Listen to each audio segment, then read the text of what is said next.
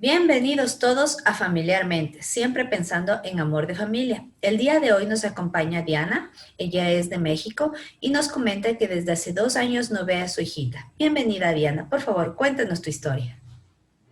Hola, muy buenas noches. Mi nombre es Diana Hernández. Soy de México y pues soy médico de profesión y la situación es como sigue.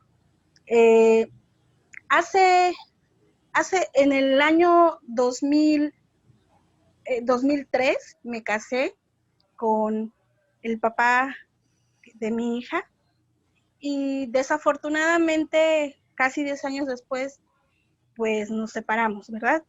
El motivo es que él era muy apegado, es muy apegado a su familia biológica y no trabajaba, no quiso continuar estudiando.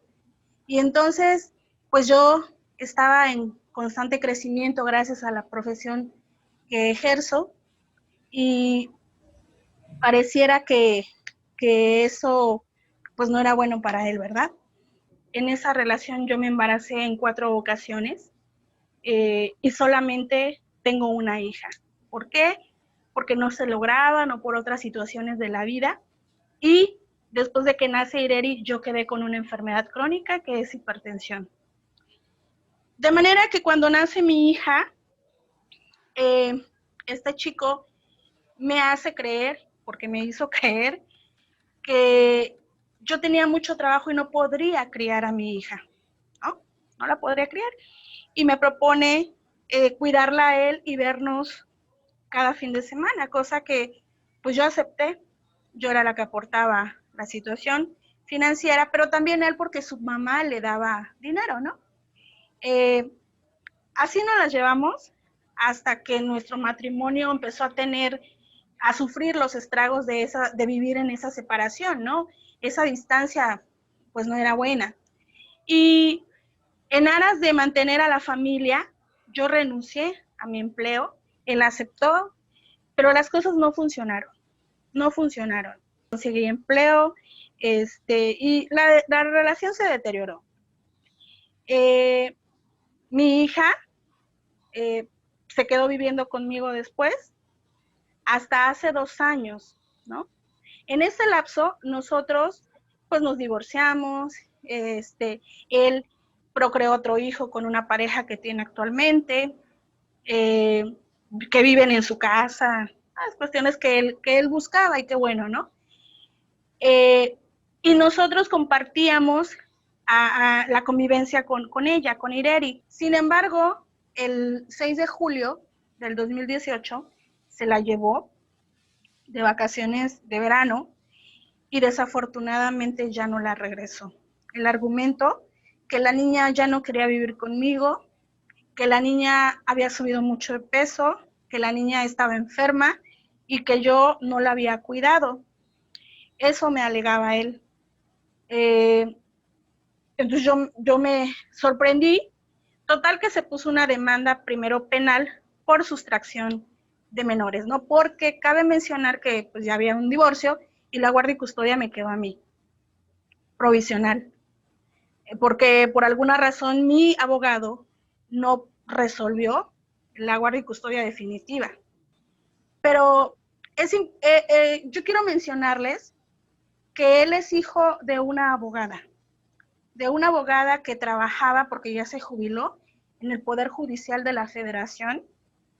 Entonces, pues, tiene influencias.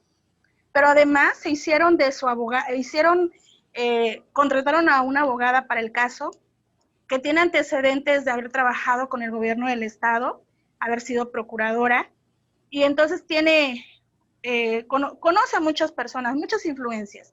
Esa abogada tiene antecedentes también de corrupción. Entonces ella era quien le llevaba el caso a él. Y fíjese qué curioso que cuando vamos al MP para que se supone que me entreguen a mi hija, ¿qué hizo el Ministerio Público? Me trató sin aplicar el protocolo de igualdad de género y hizo algo que él no tenía que hacer, el Ministerio Público. ¿Qué hizo? Juzgó. llevaron una psicóloga, no sé de dónde salió, y la psicóloga dijo, la niña se quiere ir con su papá. Ellos tenían la obligación de entregarme a mi hija. ¿Y qué hicieron? Se la entregaron a él. Me fui buscando ayuda y entonces hay unas oficinas que defienden a las mujeres acá en Guerrero, la Fiscalía para la Protección de la Mujer, contra la violencia a la mujer. Y entonces tuvimos que meter una denuncia, una demanda por violencia, porque me decían que claro que él ejerció violencia sobre mí. Yo no lo comprendía en ese momento. El hecho de que él no me permitiera convivir con mis papás, el hecho de que yo trabajara y él no lo hiciera, el hecho de que me mantuviera lejos y me hiciera creer que yo no podía cuidar a mi hija, y todas esas situaciones. Parece mentira, y es bien difícil reconocerlo. Y se mete la denuncia, se hicieron las declaraciones, yo dije lo que había pasado. En todo ese momento yo no había visto a mi hija. Yo vi a mi hija por primera vez después de tanto tiempo, casi 7 meses después. Y cuando yo vi una Ireri triste, apagada, con su pelo maltratado, con una dermatitis por estrés. Cuando el DIF la escucha, porque se pide que el menor declare, porque además mi hija tenía más de 6 años ya, y dice la Constitución que por el bienestar del menor, pues cuando tienes más de 6 años eliges con quién estar. Y mi hija en esa escucha dijo, me quiero ir con mi papá. Pero también dijo, sí quiero convivir con mi mamá. Y lo dijo. Entonces, en ese momento, pues yo me derrumbé porque dije, bueno, ¿qué hice mal? Eso no fue lo más grave del caso. Lo más grave es que este hombre le destruyó la inocencia a mi hija al hacerla mentir. ¿Cómo haces mentir algo que tú quieres? ¿Cómo le destruyes una inocencia a un niño? Porque un niño es eso, inocencia. ¿Y cómo le dices a un menor, mira, di que tu mamá te dijo esto? Y eso no tiene perdón. Eso no, yo no sé cómo llamarle. A mí lo que más me dolió fue eso. Ver que hayan hecho mentir a mi hija. Total, después de todo esto, porque sigue el juicio, se declara un régimen de convivencia. Se declara un régimen de convivencia conmigo, porque él la tiene. Régimen que él nunca respetó, nunca la llevó. Y entonces, la ley es muy clara y dice, ok, si usted no la presenta, lo vamos a multar. Y lo multaron, y lo multaron, y lo multaron. Y la fecha, parece, que no ha pagado. Porque cambió el domicilio y porque esta abogada que lo asiste metió amparo tras amparo, tras amparo. Y entonces, ¿qué hacen los amparos? Retrasar el tiempo. Ellos lo que quieren es romper el vínculo, definitivamente. Quieren que ella se olvide de mí. ¿Cómo se va a olvidar de mí? ¿Cómo? Sí, la primera que escuchó mi corazón fue ella. ¿Cómo? El primer corazón que mi hija conoció fue el mío. ¿Cómo se va a olvidar?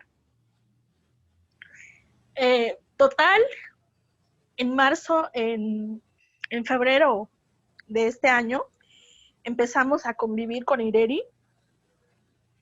Yo me he perdido cumpleaños de mi hija, he perdido días de la madre, he perdido días del niño, he perdido días importantes para ella. Le hicieron su confirmación porque somos católicos y son eventos que pues yo me he perdido en la vida de ella. Después de que al fin la presentó, porque la ley lo obligó. Y cuando yo me acerco a mi hija era una niña muy sensible. Mi hija veía un perro lastimado, mamá, lloraba mi hija, era un humano, era muy sensible. Hoy mi hija es un robot. Me ve llorar y me dice, ¿por qué lloras? Y no quiero decir que quiero que esté triste, simplemente yo quiero que ella sienta. Quiero que nunca deje de sentir, porque eso nos hace la diferencia. Entonces, cuando llegamos a la convivencia, mi hija me dice, le preguntan, ¿te quieres ir con tu mamá a convivir? Y ella, no. Y mientras mi hija diga que no, no me la puedo llevar conmigo. El régimen establecido era el fin de semana cada 15 días y no me la puedo llevar, no me la puedo llevar. En marzo de este año le hicieron una evaluación psicológica a él, ¿no? Era, la pide la jueza que lleva el caso, y la evaluación psicológica, que además sirve de peritaje, revela algo que no me alegra, pero que sí me llena de esperanza, ¿no? No me alegra, pero me llenó de mucha esperanza porque tras ese peritaje yo puedo tener a mi hija de vuelta.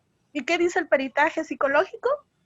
Que él no es un hombre apto para criar a la niña, que él es un hombre que no se ha involucrado en la crianza de Ireri, que es un hombre que depende totalmente de las decisiones de su mamá y de su hermana mayor, que aquí cabe mencionar que hoy le quieren meter a fuerza en su cerebro que su mamá es su hermana mayor de él, cosa que no es cierto, obviamente. Y entonces también ese peritaje dice todo lo que yo mencioné en la demanda, eso reveló el peritaje. Yo no mentía. Y entonces, que mi hija es inestable, que mi hija tiene sentimientos de culpa, ese peritaje dice que él la está manipulando parentalmente. Entonces, si la está manipulando, díganme ustedes en qué momento voy a convivir con ella si siempre va a decir que no. Nunca. En México, y creo que en el mundo, la manipulación parental, llamada antes síndrome parental, no es castigado. Aun cuando las repercusiones en los menores son catastróficas, eso no es castigado. Y diagnosticarlo es muy complicado. Se necesitan pruebas muy especiales. Pero ese peritaje dice, él la está manipulando. Hay datos de que lo está haciendo. Y eso a mí me abrió esperanzas. Le digo, es una cosa fea, porque entonces estos 2 años que han pasado, ¿quién ha criado a mi hija? ¿Cómo es mi hija ahora? Yo me pregunto eso. Después de este peritaje, bueno, eso fue en febrero, se vino la pandemia, se paró todo. Mi abogada me lo hace saber apenas hace casi 2 semanas que reabrieron los juzgados. Y discúlpenme, pero me puse muy contenta. ¿No? Porque a mí eso me apertura una esperanza. En medio de una nube gris hay un rayito de luz. Y hoy estoy esperando que pase lo imposible. Gracias a Dios, nos autorizaron a convivencia por videollamadas. Yo no he tenido contacto con Ireri desde marzo. En todos estos 2 años, si yo he visto a mi hija 3 veces, es mucho. Y hoy le quiero decir a mi hija que no me he detenido, mi amor. Ireri, yo te quiero mandar el siguiente mensaje porque sé, hija, que tú viste el primero. Viste el primer mensaje y el primer video. Ya lo viste, mi amor. Yo sé que sí. Y quiero decirte que no me he detenido. Que si tú estás enojada, creyendo que no te he buscado, quítate ese coraje porque te he buscado por todos lados. Me he buscado por todos lados para regresar a ti. Quiero decirte que debes de tener mucha fortaleza como la que has mostrado toda tu vida, desde que eras bebé. ¿Recuerdas la historia que te gusta escuchar? Quiero decirte que te está esperando tu perrita, tus juguetes, tu casimerito, tus muñecos. Te está esperando tu familia, tu abuelita, tu tía Citlali, tu panino. Y te estoy esperando yo.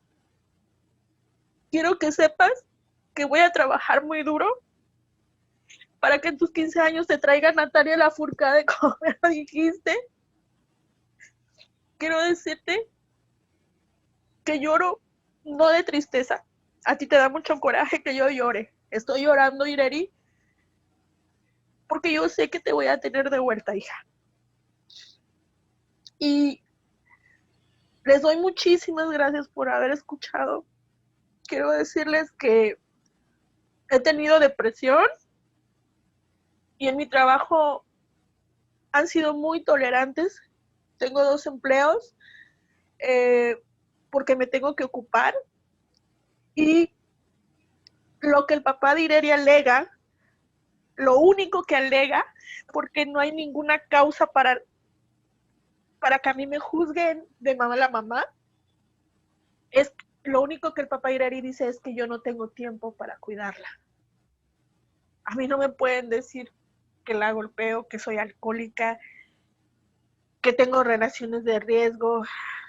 Créanme que en ese sentido he sido muy cuidadosa y agradezco mucho al espacio, Lorena, mucho, mucho al espacio. Espero pronto tener de vuelta a mi hija. Gracias.